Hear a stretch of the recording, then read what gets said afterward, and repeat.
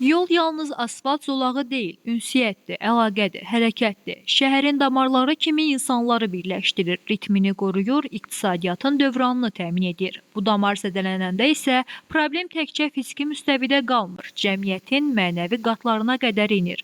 Bakıda baş verən yol çökməsi də məhz bu baxımdan sadə texniki nasazlıq kimi dəyərləndirilə bilməz.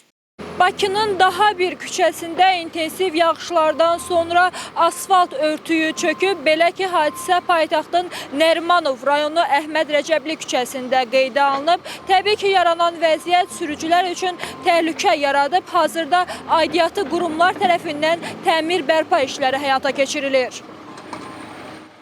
Bir yol çəkiləndə orada yalnız texnika işləmir, vicdan da işləməlidir. Əgər bu yol qısa müddətdə dağılırsa, bu artıq sadəcə səhv deyil.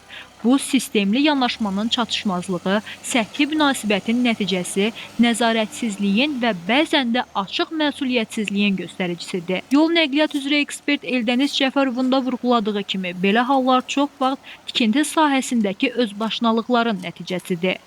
Çox təəssüf ki, bəzi obyekt sahibləri İstədikləri vaxt istədikləri hərəkət edirlər. Asfalt örtüyündə korlayırlar, kanalizasiya luklarını da bağlayırlar, asfaltlayırlar, betonlayırlar. Ərazidə yaşayan vətəndaşların sərbəst hərəkətinə də mane olurlar. Yəni obyektlər indi yaşayış binalarına bitişik tikilir. Bu da problemdir. Bu da tikinti özbaşınalığın bir təzahürüdür. Nə qədər ki bu proses var, yolların belə uçulması, tez dağılması problemi ilə biz tez-tez üzləşəcəyik.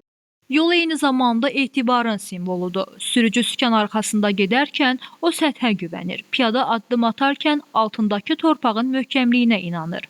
Bu güvən sarsılanda isə yalnız asfalt çatlamır. Cəmiyyətin daxilində görünməz çatlar əmələ gəlir. Əgər yollar möhkəm deyilsə, deməli o yolları yaradan yanaşma da möhkəm deyil. Axı yol bir xalqın özünə verdiyi sözdür. O söz ya tutulur, ya da belə çatlayır.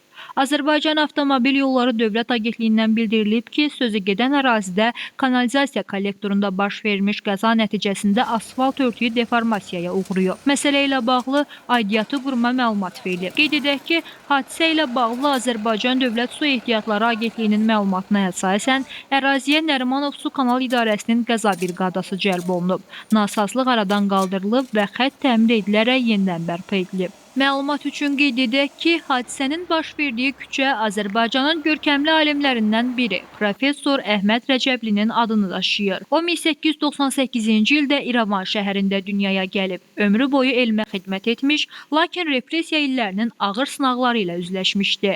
Əhməd Rəcəbli Stalin repressiyalarının qurbanlarından biri olmuş, taleyinə yazılan haqsızlıqlara baxmayaraq bağışlamağı bacaran nadir şəxsiyyətlərdən kimi xatırlanır. Bugün baş verən hadisə isə istər-istəməz başqa bir sual doğurur. Bu, onun xatirəsinə göstərilən növbəti hörmətsizlik deyilmi? Vaxtilə ona qarşı edilən haqsızlıqları bağışlayan bir insanın ruhu, görəsən bu cür səhlənkarlığı da eyni səbirlə qarşılayardımı? Çətin. Havar Şəfiyeva, Leyla Səməndər, Cuma Kazımov, Yeni Azərbaycan TV.